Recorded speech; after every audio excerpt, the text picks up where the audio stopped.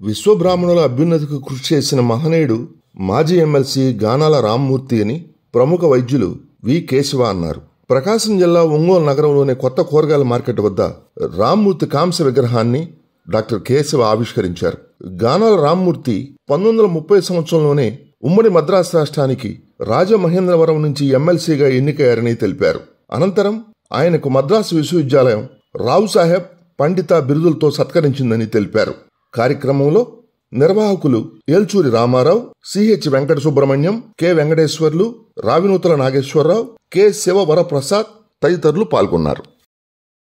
సహకరించిన వారందరికీ కూడా ముఖ్యంగా ధన్యవాదాలు తెలియచేయడంలో ఆయన ఎమ్మెల్సీగా ఎంత ఉన్నది అనేది ఆనాడు వేమన గారు ఆయన ఎన్నో పద్య రూపాల్లో విశ్వకరటువంటి వారు విశ్వబ్రాహ్మణులు.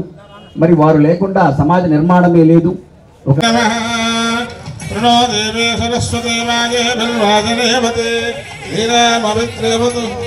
ఓం యజమా విశ్వాభువనాని జహ్వా దశరహోతాని ససాదాపితానః స ఆశిషాత్రమిన విచ్ఛమానః పరమశ్చ హృదయ పూర్వే జరితానో నమోనా అసోత్తారజసో విమానే ఏ భూతాని సమగృణ్వం ధ్రువంతే రాజా వరుణో ధ్రువం దేవో బృహస్పతిః ధ్రువంత ఇంద్రశ్చాగ్నిష్టరాష్ట్రం ధారయతాం ధ్రువం. గట్టిగా చెప్పట్లు. జోహార్ గానాల రామ్మూర్తి గారు, జోహార్ గానాల రామ్మూర్తి.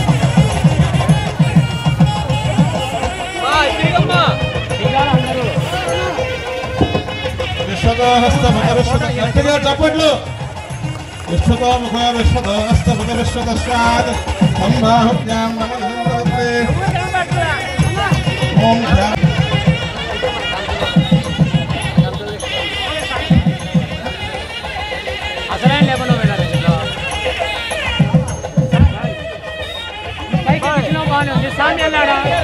స్వామి కనపడాలా వీళ్ళంతా.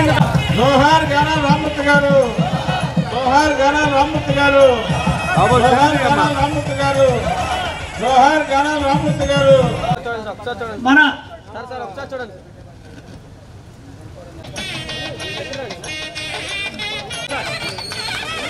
మన కమిటీ సభ్యులందరూ స్టేజ్ వద్దకు రావాల్సిందిగా.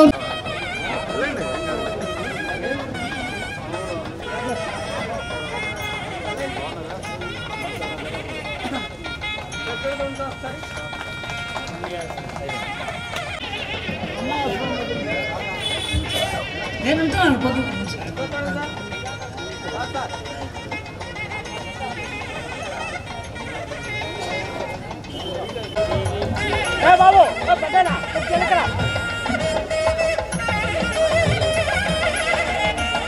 డాక్టర్ గారు ఆహూతులైనటువంటి అశేషమైనటువంటి విశ్వబ్రాహ్మణ సోదరి సోదరిమణులందరూ కూడా నా నమస్సులు తెలియజేస్తున్నాను. నిర్మాణం చాలా చిరకాల వాంఛది, ఎన్నో నాళ్ళ నుంచి కళ్ళగంటున్నాం. ఈనాటికి అది కార్యరూపం దాల్చింది. మరి ఉమ్మడి మద్రాసు రాష్ట్రానికి ఎమ్మెల్సీగా పనిచేసి హైకోర్టు న్యాయమూర్తిగా చేసినటువంటి గానాల రామ్మూర్తి గారు మన యొక్క అణగారినటువంటి విశ్వబ్రాహ్మణ సోదరులందరూ కూడా బీసీ రిజర్వేషన్ కోసం అకుంఠితమైనటువంటి కృషి చేశారు. ఎన్నో అవాంతరాలు వచ్చినా కూడా వాడు ఎదురీది ఆయన ఈ పని చేశాడు. ఒక ఉద్యోగం ఒక కుటుంబంలో ఉన్నది అంటే ఆ తరతరాల కుటుంబం బాగుపడుతుంది. మరి ఈనాడు విశ్వబ్రాహ్మణ విద్యా అంటే అభివృద్ధికి కారణమైనటువంటి గానాల రామ్మూర్తి గారు చాలా అభినందనీయులు. కాబట్టి వారి గురించి మరిన్ని వివరాలు చెప్తూ, ఉలిక్కిపడి లేచాయి, ఆదమరిచి రెప్పమూసిన అక్షరాలు ఉలిక్కిపడి లేచాయి. కొత్తగా గృహప్రవేశం చేసిన శిశువును అబ్బురంగా పరికించాయి. గానాల వారింట కొలువున్న సప్త స్వరాలను ఎలుగెత్తి చాటాయి. గానాల వారింట కొలువున్న సప్త స్వరాలను ఎలుగెత్తి పిలిచాయి. కేరుమంటున్న కొత్త పెత్తందారుకు సామూహికంగా జోలపాడాయి. కేరుమంటున్న కొత్త పెత్తందారుకు సామూహికంగా జోలపాడాయి. స్వరం, అక్షరం సహజీవనం చేస్తున్న ఇంటిలో సంగీతం, సాహిత్యం రామమూర్తి పాదాక్రాంతమయ్యాయి. అద్భుతాలు సాధించిన జన్యచరిత, నిస్వార్థ సేవా వృక్షానికి జనించిన అమృత ఫలానివి నీవు. మన ఎస్ఎం మురళీకృష్ణ గారు కూడా ఇప్పుడు స్టేట్ విశ్వబ్రాహ్మణ కార్పొరేషన్, అక్కడ మన మున్సిపల్ చైర్మన్గా కాకుండా స్టేట్ విశ్వబ్రాహ్మణ కార్పొరేషన్గా ఉన్నారు. కాబట్టి మన యొక్క స్థితిగతులు ముఖ్యమంత్రి గారికి విన్నవించి, ఎందుకంటే మనం కొద్దిమంది అంటే ఒక 50% ఒకవైపు ఉన్నారు, 50% ఒకవైపు ఉన్నారు. చాలా భేద స్థితిలో కూడా చాలామంది ఉన్నారు. వాళ్ళందరూ ఏ విధంగా డెవలప్మెంట్ కావాలనేటువంటి ఆలోచన చేసి మన ముఖ్యమంత్రి గారికి మెమరాండం ఇచ్చి కృషి చేయాలని కోరుతున్నాను సభాముఖంగా. అలా గానాల రామ్మూర్తి గారు ఏమైతే నియమనిష్టలతో ఈ మన విశ్వబ్రాహ్మణ సంఘం మొత్తాన్ని తీసుకెళ్ళి విశ్వబ్రాహ్మణ బీసీ 21లో చేర్చారో, అలాగే మనకి ఏదైనా సరే ముఖ్యమైనటువంటి కార్యక్రమాన్ని ఒకటి తీసుకొని ఎస్ఎం పవిత్ర మురళీకృష్ణ గారిని తీసుకెళ్లాల్సిందిగా కోరుతున్నాను. వారు మాకంటే ఇక్కడ ఉన్న వాళ్ళకంటే చాలా చిన్నవారుగా కనిపిస్తున్నారు. అందువల్ల యువకులు కాబట్టి ఈ కార్యక్రమాన్ని ముందుకు తీసుకెళ్లవలసిందిగా కోరుతున్నాం. సభాధ్యక్షులు రామారావు గారికి హృదయపూర్వక ధన్యవాదాలు తెలియజేసుకుంటున్నాను. ఎందుకంటే నిన్ననే నేను ఆంధ్ర రాష్ట్ర విశ్వబ్రాహ్మణ కార్పొరేషన్ చైర్పర్సన్గా పదవి బాధ్యతలు చేపట్టడం జరిగింది. ఈ సందర్భంగా ఈరోజు పండిత బ్రహ్మశ్రీ గానాల రామ్మూర్తి గారి విగ్రహ ఆవిష్కరణ నా మొట్టమొదటి కార్యక్రమం కావడం నా అదృష్టంగా భావిస్తున్నాను. అలాగే వేదిక మీద ఉన్నటువంటి పెద్దలు, ఈశ్వరి మాత పీఠాధిపతులైనటువంటి శివస్వామి వారికి హృదయపూర్వక నమస్కారాలు తెలియజేసుకుంటున్నాను. అలాగే విశిష్ట అతిథులుగా వచ్చేసినటువంటి డాక్టర్ కేశవ్ గారికి, అలాగే కార్పొరేటర్ శైలజ గారికి మరియు వేదిక మీద ఉన్న పెద్దలందరికీ కూడా హృదయపూర్వక నమస్కారాలు. వేదిక మీద ముందున్నటువంటి విశ్వబ్రాహ్మణ సోదరి మనులందరికీ కూడా నమస్కారాలు తెలియజేసుకుంటున్నాను. ఈరోజు ఈ విగ్రహ ఆవిష్కరణ ఒంగోలులో పెట్టడం చాలా చాలా సంతోషంగా ఉంది నాకు. ఎందుకంటే పండిత బ్రహ్మశ్రీ గానాల రామ్మూర్తి ఆచారి గారు మన విశ్వబ్రాహ్మణ జాతికే వన్నె తెచ్చిన గొప్ప మహనీయులు వారు. దాదాపు అందరికీ మనకి స్వాతంత్రం రాకముందు నుంచి ఆయన మద్రాసు ఉమ్మడి రాష్ట్రంలో ఎమ్మెల్సీగా పార్టీ విప్గా పనిచేశారని మాత్రమే మనందరికీ తెలుసు. కానీ ఆయన విశ్వబ్రాహ్మణ జాతి కోసం ఆయన చేసిన కృషి కావచ్చు, ప్రచారాలు కావచ్చు, మన విశ్వబ్రాహ్మణ జాతి అభివృద్ధి వైపు తీసుకెళ్లడం కావచ్చు, నిజంగా అసలు చాలా అనిర్వచనీయం. ఈరోజు ఆయన జన్మదిన సందర్భంగా ప్రతి ఒక్క యువత కానీ విద్యార్థులు కానీ ఆయన గురించి తెలుసుకోవాల్సిన ఆవశ్యకత ఎంతో ఉంది. ఎందుకంటున్నానంటే మన జాతిని ముందుకు తీసుకెళ్లడం కోసం చాలా చాలా కృషి చేశారు. అలాగా మనం ముఖ్యంగా విశ్వబ్రాహ్మణులు బీసీలో చేర్పించిన ఘనత కూడా ఆయనదే. అసలు బీసీలో చేర్పించడానికి ముఖ్య కారణం ఏంటంటే ఆనాడు పూర్వము రాజుల కాలం పాలిస్తున్నప్పుడు మన విశ్వబ్రాహ్మణులకు అధిక ప్రాధాన్యతనిచ్చేవారు. ఎలాగంటారా, ఆ రోజుల్లో దేవుడు అంటేనే ఎవరో తెలియని రోజుల్లో ఒక రాతి మీద దేవతామూర్తి విగ్రహాలను చెక్కించింది మన విశ్వబ్రాహ్మణులే. అంతేకాకుండా ఆ విగ్రహాలు గుడిలు గోపురాలు కట్టించి అక్కడ పూజా పునస్కారాలు కూడా నిర్వహించింది కూడా మన విశ్వబ్రాహ్మణులే. అంతేకాకుండా రాజులకి భవనాలు నిర్మించింది మన విశ్వబ్రాహ్మణులే. వాటితో పాటు రైతులకి వ్యవసాయానికి కావాల్సిన పనిముట్లు కావచ్చు, లేదు రాజులు రాణులు అలంకరణ ప్రాయంగా ఉపయోగించే ఆభరణాలు, స్వర్ణంతో చేసిన ఆభరణాలతో నిజంగా వాళ్ళ సౌందర్యానికే వన్నె తెచ్చేలాగా తయారు చేసిన ఘనత మన విశ్వబ్రాహ్మణులది అని ఈ సందర్భంగా కూడా తెలియజేసుకుంటున్నాను. ముఖ్యంగా ఈ కాంస్య విగ్రహానికి కృషి చేసిన ఈ కమిటీ మెంబర్స్కి వాళ్ళందరికీ కూడా ముందుగా నా ధన్యవాదాలు తెలుపుకుంటున్నాను. ఈ కమిటీ మెంబర్లో అతని పేరు సుతార శ్రీనివాస గారు మాకు బాగా తెలుసు. ఎందుకంటే ఈ డివిజన్లో ఏ కార్యక్రమం ఉన్నా మా డివిజన్ ఇన్ఛార్జిగా ఉన్నారు. ఆయన చాలా మాకు అన్ని విషయాల్లో చాలా ఇదిగా హెల్ప్గా ఉంటారు. ఆయన ఆ రోజు ఈ గానాల రామ్మూర్తి గారి విగ్రహాన్ని ఇక్కడ ఏర్పరచడానికి వచ్చి అడిగారు. ఇక్కడ ఒక విగ్రహాన్ని మేము పెట్టుకుంటున్నామన్నా, ఇది మన వాసన్న సహకారంతో, వాసన్న గారి ఈ ఆయన సహకారంతోనే ఇక్కడ ఈ విగ్రహం ఈరోజు విగ్రహాన్ని ఏర్పరచుకున్నామంటే మన వాసన్న గారి సహకారమే అని అడిగారు. సరే, మాకు మంచి వ్యక్తి విగ్రహం, మంచి వాళ్ళ విగ్రహాలు పెట్టుకోవడం అనేది అది మన అదృష్టంగా భావించాలి ఫస్ట్. అదేవిధంగా విగ్రహాన్ని పెట్టారు. ఈయన గురించి ఎక్కువగా నాకు తెలియదు, ఇప్పుడు వీళ్ళు చెప్తుంటే వింటున్నాను. ఆయన 1930లో ఉమ్మడి తమిళనాడు రాష్ట్రం రాజమహేంద్రవరం నుంచి ఎమ్మెల్సీగా ఎన్నుకోబడి తరువాత మన విశ్వబ్రాహ్మణుల కోసం పేరుకు ముందు బ్రహ్మశ్రీ, పేరు తర్వాత ఆచార్యులు అనే ఒక పేరు కోసము అది రావాలని చెప్పి ఆయన పడ కృషి కానీ ఆయన చేసిన త్యాగాన్ని కానీ ఎప్పటికి కూడా మన విశ్వబ్రాహ్మణులు ఎవరు కూడా ఆయన్ని మర్చిపోకూడదు. ముందు తరాలకు కూడా ఆయన ఎంతో గుర్తింపుగా, ఆయన ఇన్స్పిరేషన్గా తీసుకొని, ఎందుకంటే ఈ విశ్వబ్రాహ్మణుల కోసం ఆయన చేసిన త్యాగాలు చాలా ఉన్నాయి. ఈరోజు ఆయన మిమ్మల్ని అందరినీ ముందుగా తెలియపరిచిన వ్యక్తి ఎవరు అంటే మన గానాల రామ్మూర్తి గారు. అంటే అందరూ కూడా మంచివాళ్లే కాబట్టి ఆ రోజుల్లో రాజకీయాల్లో ఉండేవాళ్ళు బీసీల్లో చేర్పించడం అనేది ఆయన సాధించగలిగారు. అది చాలా గొప్ప విషయము. కాబట్టి మీ జీవితాలు ఎప్పుడు కూడా అందరి జీవితాలు అంటే చదువుకోవటంలో కానీ, సీట్లు సంపాదించుకోవడం కానీ, ఏదైనా ప్రమోషన్లో కానీ కూడా ఎంతో ఉన్నతి. ఇందాక డాక్టర్ గారు చెప్పినట్టు చదువు అనేది చాలా ఇంపార్టెంట్. ఆ మనుషులకి ఆ చదువు ఉంటే ఎక్కడికైనా సరే మనం రాణించవచ్చు.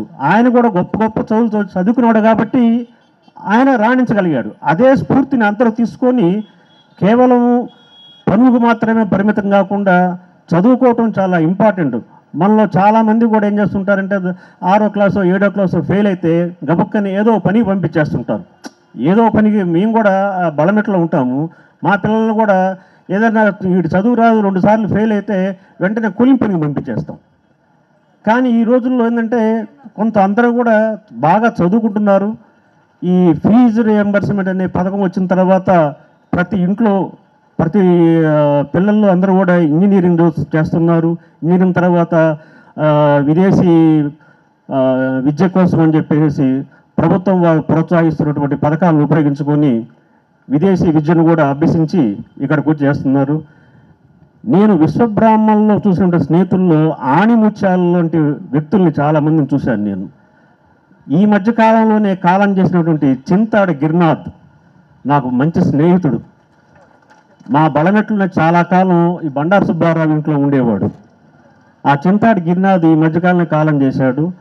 అతను ఎన్ని భాషలు మాట్లాడేవాడో, ఒక మలయాళం ఏంది, తమిళం ఏంది, ఇంగ్లీష్ ఏంది, తెలుగు ఏంది, తెలుగులో మళ్ళీ అసలు వేదం గురించి కూడా చాలా గొప్పగా చెప్పేవాడు. రోజు అసలు ఇంట్లో శివాభిషేకం చేసుకుని కానీ బయటకు వచ్చేవాడు కాదన్నమాట. గిరినాథ్ మరి అలా చిన్న వయసులోనే అకాల మృత్యు చెందడం అనేది చాలా విచారకరము. అలాగే ఇంకొక ఆణిముత్యం మన డాక్టర్ గారు మన ప్రకాశం జిల్లాలో ఉండేటువంటి ఎండి డిఎంలు మధ్య ఒక 10 మంది ఉంటే ఒక 6 7 ఒకే సామాజిక వర్గాలు ఉంటారు. అలాంటి వాళ్ళ మధ్య డాక్టర్ గారు తన యొక్క ప్రాక్టీస్ని ఇంత గొప్పగా వాళ్ళతో పోటీగా చేస్తున్నాడంటే మామూలు విషయం కాదు. ఆయన దగ్గర విద్య ఉంటేనే, ఆయన దగ్గర ఆ టాలెంట్ ఉంటేనే పబ్లిక్ వస్తారన్నమాట. అంతేగాని ఏదో ఆ విధంగా ఈ విధంగా ప్రోత్సాహంతో కాకుండా తన యొక్క స్వశక్తితో ఎదిగినటువంటి డాక్టర్ గారు చాలా గొప్పవారు.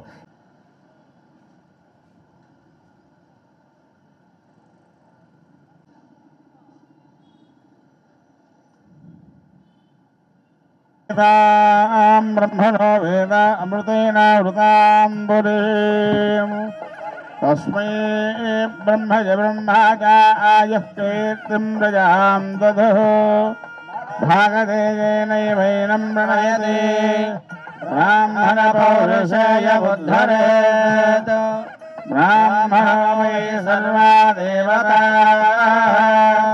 సర్వాల వేదవిద్వాదివేదివే నమస్కుర్యాన్నా శ్రీరంకేత